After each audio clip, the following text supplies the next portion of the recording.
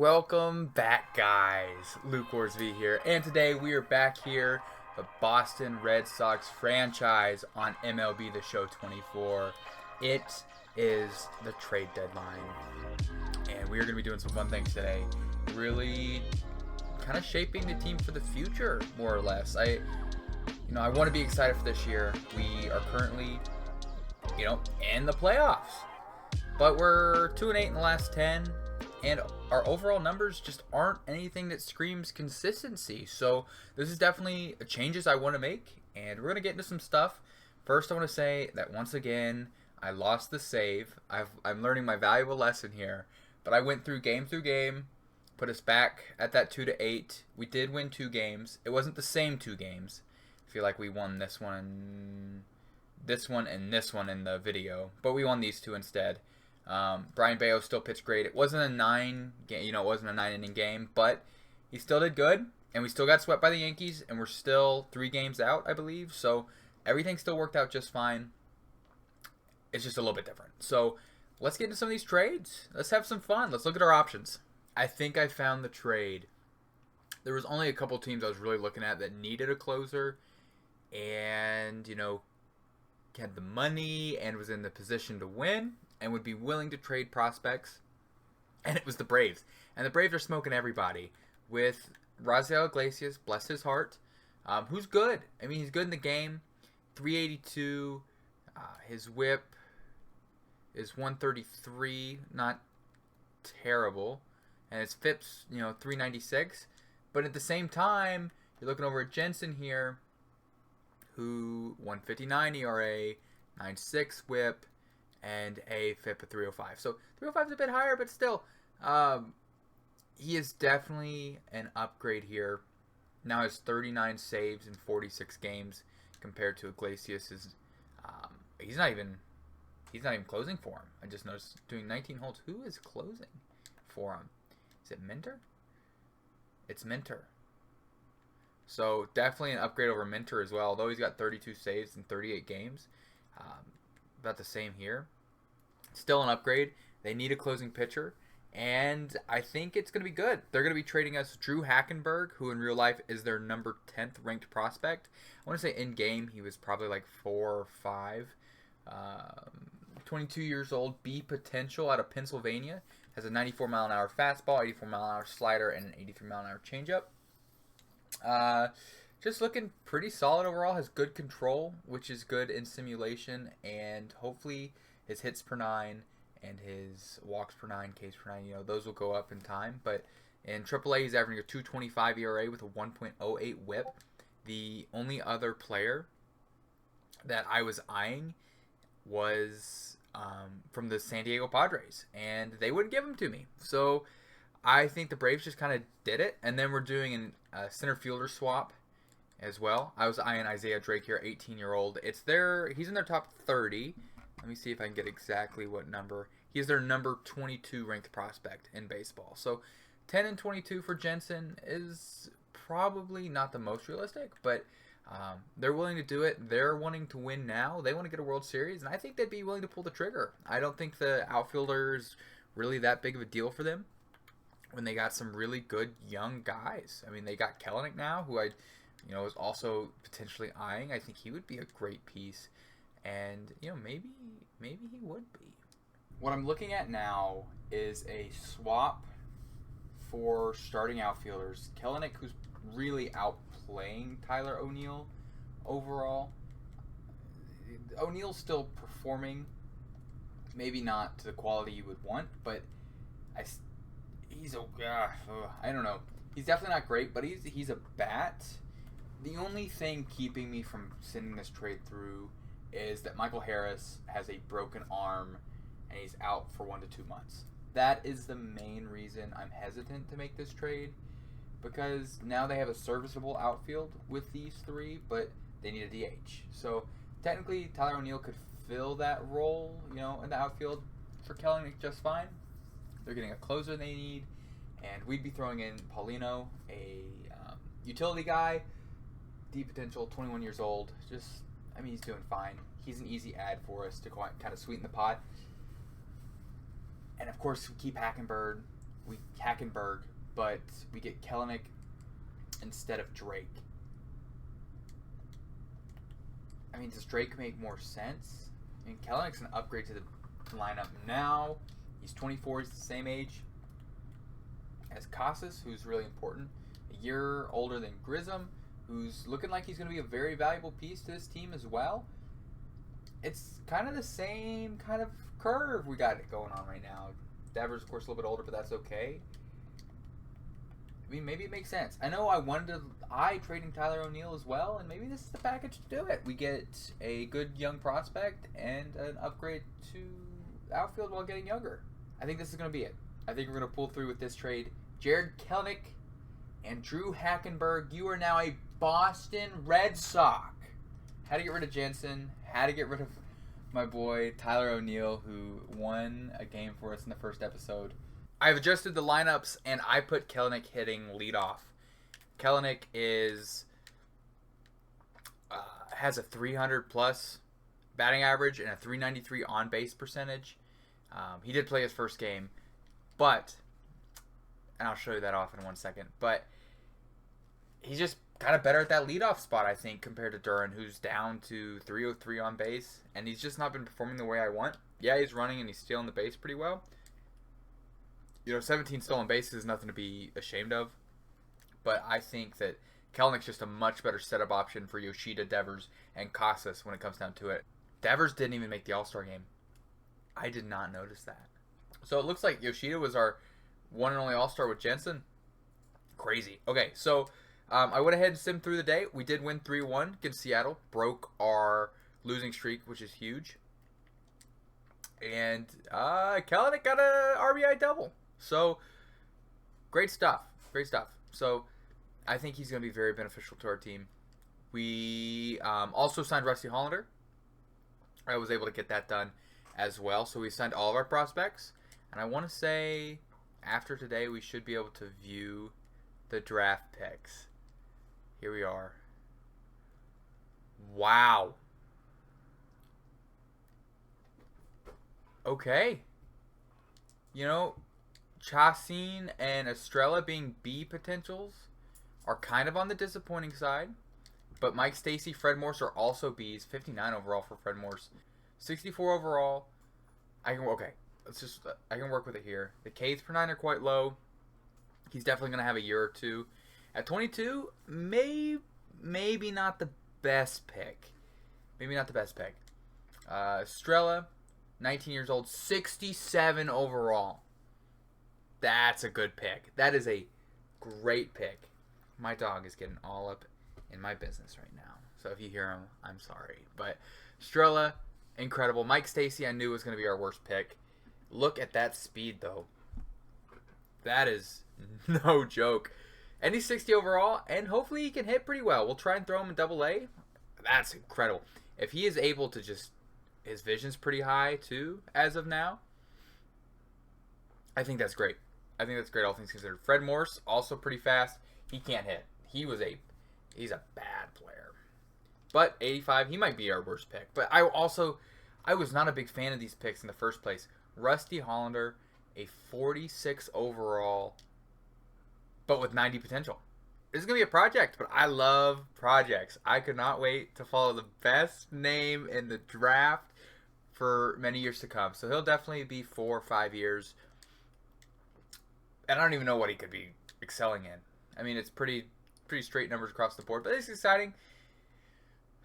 Oliver Marmoleo, last minute add to my draft board. Was looking through guys. He made the Boston Red Sox top picks, and I didn't even have him scouted. And he is a 71 overall at A potential. This guy will be, fighting for a chance in the starting rotation next year with our last pick in the draft. That blows my mind. So yeah, I think we did great. I don't know. I've never seen the draft before. I don't know what other people have been able to do. But I am just excited to go through and try and find some names that I recognize here. Conrad Root, yeah, 83. Not even that good. 59 overall. Bad pick. Wow. Mark Davis. Mark Davis is the guy who I said would be the best hitter and the draft. Wow. Miles Trainer, not even that good either. Oh, I mean, he high contact, low power. That's a very weird stat distribution. But not too hot. Wow. Gustavo Castro, number 1 pick in the draft, 88 potential only. We are looking like we killed this draft. Lee Bay, he didn't sign, but he was scouted potential of 75 to 98. I can't believe what a... Oh, he picked 1 pick before me. You can't even secure him? Great. These guys. 94, Chad Green, starting pitcher. 2nd round. Johnny Green, another guy I was eyeing. Also not too impressive. 64 overall, though. Has a 96-mile-an-hour fastball. Wow. Some of these picks are awful. Travis Blake is only a 78. And I knew he could potentially be a C, but he can hit. And he would be contributing immediately almost. So, knew that was possible. Virgil Drew is a guy I liked. The Canadian. Yeah, I knew he was a reach for the first pick, but he is awful. Holy cow. Yeah, I didn't scout him any further. And now I feel good about that. I liked him. Billy Lane. Where are some of these guys I liked? I know there was... I don't know where they went in the draft. Damon Suter. The most question mark pick. 86 to 91 scouted potential. Only has 74 potential and is only 59 overall at the 2nd pick. Oh, God. Earl Dietz, 85. Not even that crazy. Cliff Burrs, another guy I liked. 82. Okay. We... After looking at this, we took all of the good players. Like, this was insane. I mean, our worst player would be some team's best drafted player. Like, it's making Mike Stacy look like a stud of a pick. Even Fred Morse, who was I kind of upset about. Bertram Rodriguez. He's a good-looking hitter as well. B potential, 60 overall, only sitting there at 81. So really wasn't a loss for us, you know?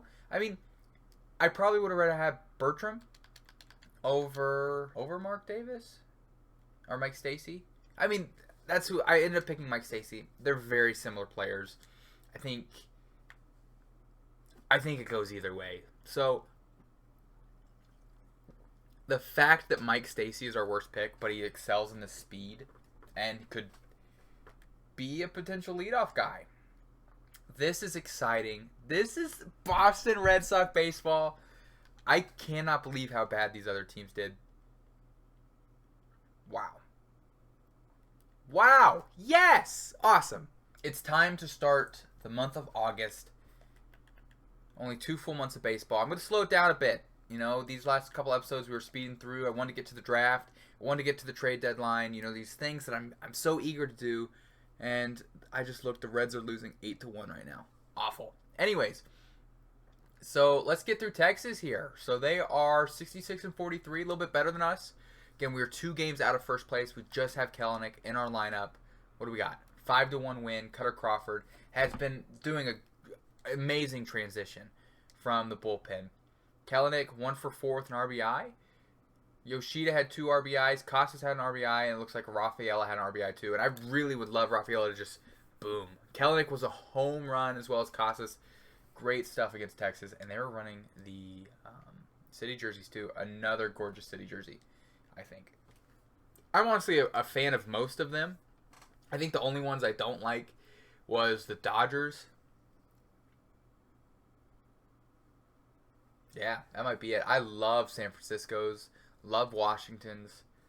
I love Kansas City's. I love Houston's. Baltimore's is okay. Arizona's is okay. And we have a moment!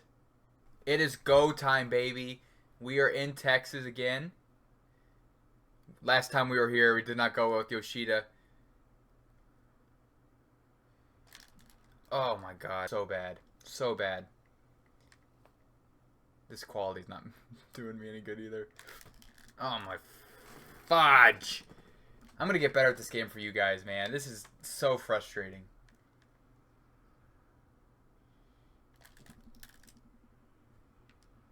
Damn it. We're going to pretend that never happened, and we're going to move on. Brandon Walter was brought up due to Tanner Hook being injured for a couple weeks, so I put him on the 15-day IL, and Walter will just cover it for the time being. We did lose that game, but and it looks like the Yankees won, so we're 3 games behind now. We win 5-4 against Texas. Brian Bayo got the win. It looks like Bayo, 7 innings, 1 earned run. You literally cannot, you can't expect anything. 3 strikeouts. I don't get it, but Chris Martin, who is going to be, in a little bit more. He hasn't really pitched much, and for a reason, right? He finally came in with Liam Hendricks going from setup to closer, but Hendricks did a great job closing it out. I also brought up Michael Fulmer after trading Jensen.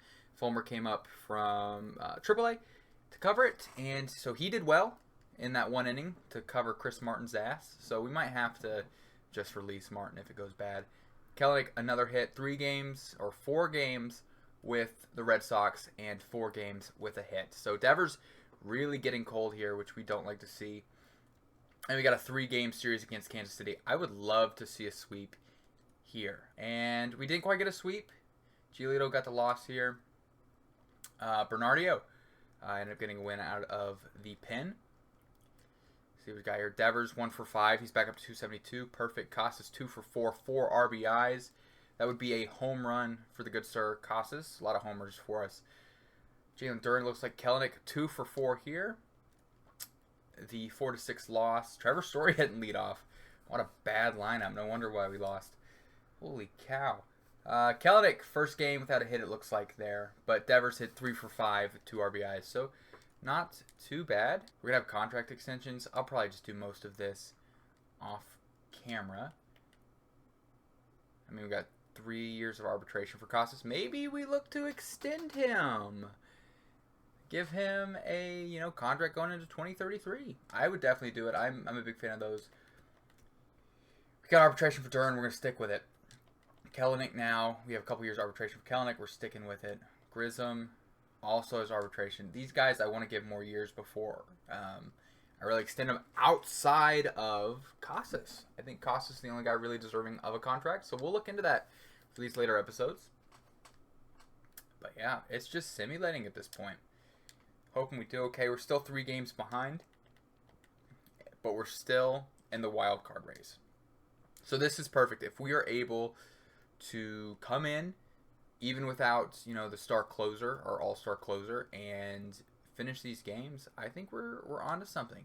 Hendricks, had 21 holes in the season, and, wasn't the worst. Wasn't great. He's definitely not the closer you want to have on a World Series team at this point in his career. But he's not bad. So we got a series against Houston and another one against Texas. Houston 70-44. They are no joke. Brandon Walter's going to be making his first start, and it shows. It definitely shows. So, having guys like that in the rotation is definitely not ideal. But saying that, it is now time. Brian Bayo with another win coming up, 3-2. Kelenic, another game without a hit. But Casas did okay. Trevor Story with 2 RBIs. He's up to 266. That's kind of what I'm hoping for. Had another home run. Awesome. Let's get Pivetta back in this rotation. Pivetta is back in the rotation. We're sitting at 5. He was doing pretty good for us by the time he got hurt. Cutter Crawford's really proving that he should be in the lineup every day as well. So, I don't know what we're going to do. Maybe move Hook to the bench, it looks like. 9-3, beautiful. I've moved him back in the rotation, and it is time to keep going on with August. September call-up is in 21 days.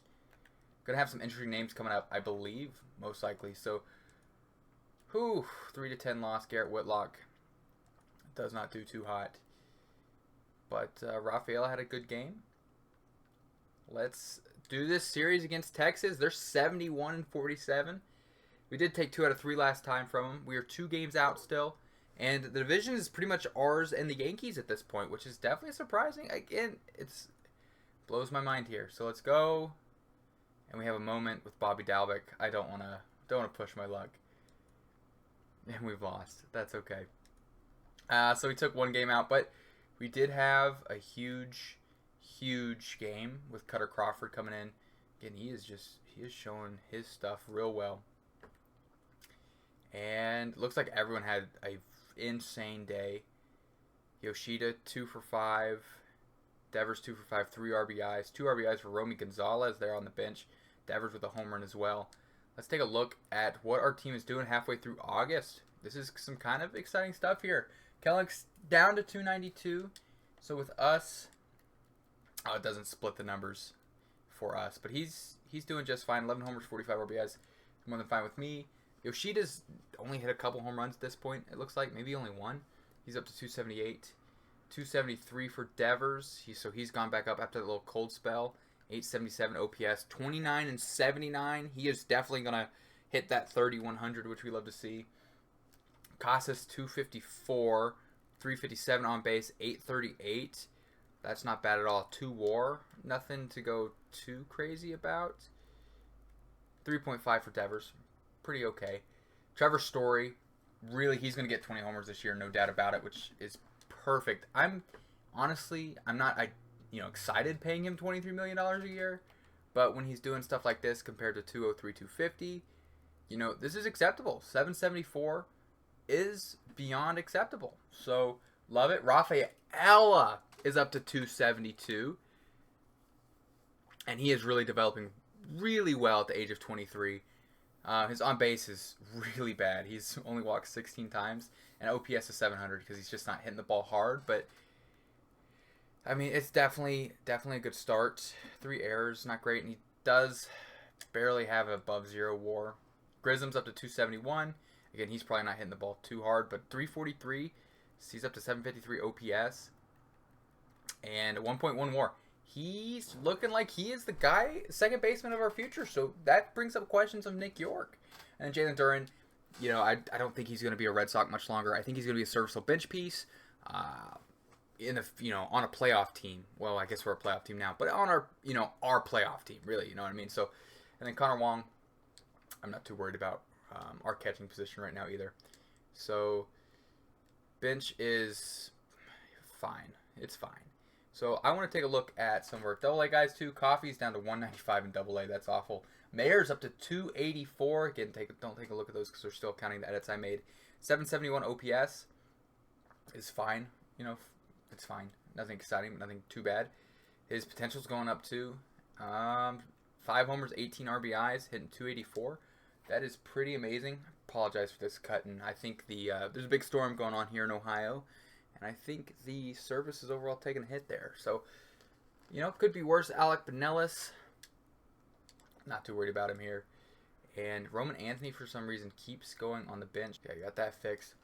But Roman Anthony, when he is hitting, hitting 265, 10 homers, 40 RBIs. Pretty incredible. He is hitting against lefties, at least. So that's pretty good. That's what you'd like to see there. Blaze Jordan's a name that I like. Deep potential, but his overall's not bad. He's up to 284. Definitely could be a bench piece for us coming up next year. Maybe another year. Mikey Romero's not doing too hot. Jimenez should definitely make a major league roster next year, so we're going to keep an eye on him in spring training. Valdez, of course, we had to send down after moving some pieces around. He didn't start off too hot, and he's been okay in AAA. Nothing too bad. Nick York, 299, 9 homers, 44 RBIs, and 808 OPS. That's phenomenal. Here's 20 doubles. Yeah, Nick York's could play shortstop. Maybe. No. So he's looking like he's another year or so away. I would like to see him in he's probably coming up for September, but I definitely like to see him in spring training. Kyle Teals, 269, 3 homers and 21 RBIs. Hopefully playing acceptable defense. That's something we'll have to take a look at in the future as well. I have to figure out how to really take a look at those things. But it's definitely acceptable, especially with our catching situation. Come next year, he will be our opening day catcher. So, yeah. I think we're going to call that a day. In AAA, Wilkman Gonzalez, a guy we want to keep an eye on as well, has been pitching really, really well. 3.50 ERA, 137 WHIP, 3.11 is kind of brutal. That's just what you get. We're not worried about Cooper here. Justin Slayton. I know Chi Jung Liu. Not been doing pretty good. Not been doing good at all. So if we take a look at our top prospects from here, some of these guys are expecting call up this year. And I think Kyle Teal and York are definitely eyeing next year. Mikey Romero is another guy to keep an eye on. He's not doing too hot in AAA. But, yeah, Drew Hackenberg, of course, is who our newly acquired prospect here falls at number 6 for us under Mikey Romero. And then Wilkman Gonzalez is here. I can't wait to see where our new prospects come in. That's good. That's insane. Wilkman Gonzalez is number 7. Willie Abreu has been hitting 251 in AA. Maybe bring him up. I'll go through these rosters, kind of readjust what we're looking at here. Gimenez, of course, has been doing phenomenal in AAA. Cutter Coffee has been doing bad. Blaze George has been doing well. I think overall, our farm's looking good. We made a trade that adds another starting piece to us in the rotation, which is really important when you're looking at this rotation on paper. Bayo is like the only young asset we have. And then we have a lot of, question marks. Whitlock's someone I think could definitely be 3, 4, 5, but I don't want him number 2. But, yeah. Anyways, we're going to end the episode off here. We did a lot. Did a lot of cleaning up. We have the rest of August, September, and it's looking like October baseball here. Cannot thank you guys enough for the support. We are 4 games out of first place. And but still doing just fine. The Orioles are 2 games back in the wild card game. Not worried about that at all. So much support on this series so far, and I'm loving it so much. I'm having so much fun. Baseball's back, even when the Reds lose 9-4 against the Phillies. I love baseball. I love doing this. I love building this team, and I'm going to keep continuing to do it, especially with the support that I'm giving. So thanks for watching. Let me know if there's anything else I can do. Later, guys.